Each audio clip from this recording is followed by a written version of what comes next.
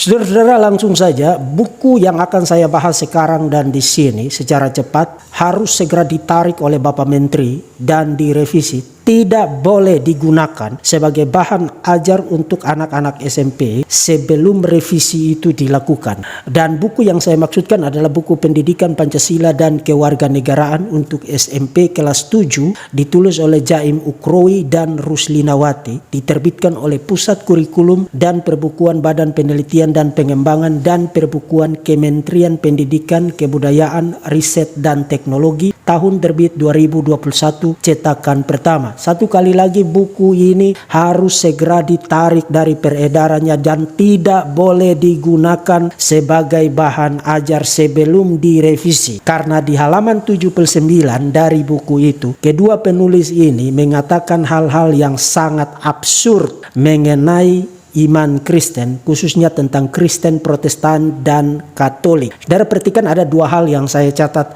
dari halaman tersebut. Pertama, kedua penulis ini mengatakan bahwa baik yang Protestan maupun yang Katolik percaya doktrin Trinitas atau Tritunggal yang formulasinya terdiri atas Allah, Bunda Maria, dan Yesus Kristus. Itu dusta. Itu adalah dusta. Saudara tidak pernah temukan formulasi dan rumusan seperti itu di dalam sejarah kekristenan sejak day one, sejak hari pertama sampai dengan sekarang. Saudara tidak pernah temukan satu orang pun, baik itu dari dalam tubuh Katolik, dari dalam tubuh gereja Ortodoks Timur, dari dalam tubuh gereja Protestan atau yang karismatik atau yang Pantekosta dan lain sebagainya, yang pernah satu kali saja mengatakan, mengajarkan, oh doktrin yang kita imani, doktrin Tritunggal yang kita imani terdiri atas Allah, Bunda Maria, dan Yesus Kristus. You tidak temukan itu dari dalam kekristenan. Lalu dari mana kedua penulis ini mendapatkan formulasi dusta ini? Mereka dapatkan itu dari literatur Islami. Kalau saudara baca Tanwir Al-Mikbas, tafsir Ibn Abbas, kemudian tafsir Ibnu Katsir, kemudian tafsir Al-Jalalain terhadap Quran surat 4171 dan Quran surat 5116,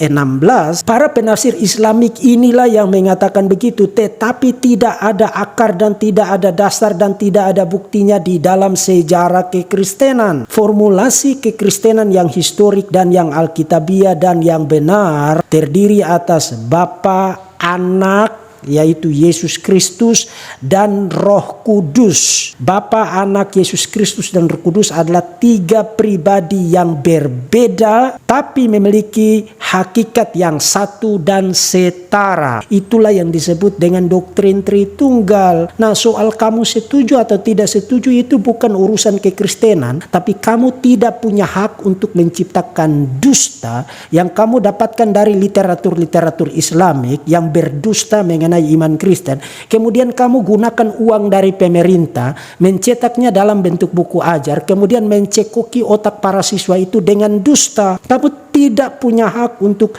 berdusta mengenai iman Kristen, apalagi doktrin ketuhanan kekristenan. Kedua penulis ini juga mengatakan bahwa kitab suci orang-orang Kristen Protestan dan orang-orang Kristen Katolik disebut Injil. Itu tidak sepenuhnya akurat ya. Di dalam kitab suci kekristenan ada 4 kitab Injil, Matius, Markus, Lukas, dan Yohanes. Tapi bukan hanya itu. Kekristenan menerima 66 kitab kanoni, 39 di dalam Perjanjian Lama dan 27 kitab di dalam Perjanjian Baru, dan kami tidak menyebut 66 kitab itu dengan sebutan Injil. Kami menyebutnya dengan sebutan Alkitab. Dengan kata lain, kedua penulis ini ketika menyebut kitab suci orang-orang Kristen dengan sebutan Injil, itu adalah sebutan yang reduksionistik dan tidak akurat secara faktual.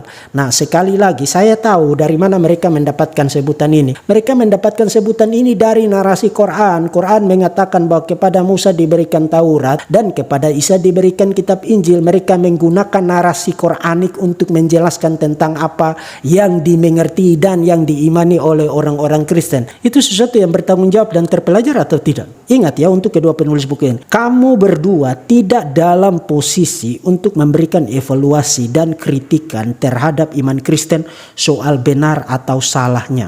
Kamu ditugaskan untuk menulis secara deskriptif, menjelaskan secara akurat, benar dan persis apa yang dipercaya dan yang diimani oleh orang-orang Kristen. Kamu tidak boleh berdusta menggunakan narasi yang tidak pernah diimani oleh orang-orang Kristen untuk menjelaskan tentang apa yang diimani oleh orang-orang Kristen. Sekali lagi ya, tolong belajar menghargai iman orang lain. Kamu tidak harus setuju, dan kalau kamu tidak setuju, kamu bisa bawa itu ke ranah apologetika dan ranah perdebatan, tetapi yang pasti kamu tidak pernah boleh merasa berhak menciptakan dusta dan omong kosong mengenai iman Kristen. Dan kiranya ini menjadi perhatian dari Bapak Menteri agar segera, satu kali lagi, segera menarik buku ini dari peredarannya dan melarang penggunaannya sebelum dilakukan revisi yang seharusnya. Salam dari saya, Verbum Veritatis, seorang teolog dan apologet Kristen. Kiranya Tuhan memberkati saudara-saudara sekalian. Salam.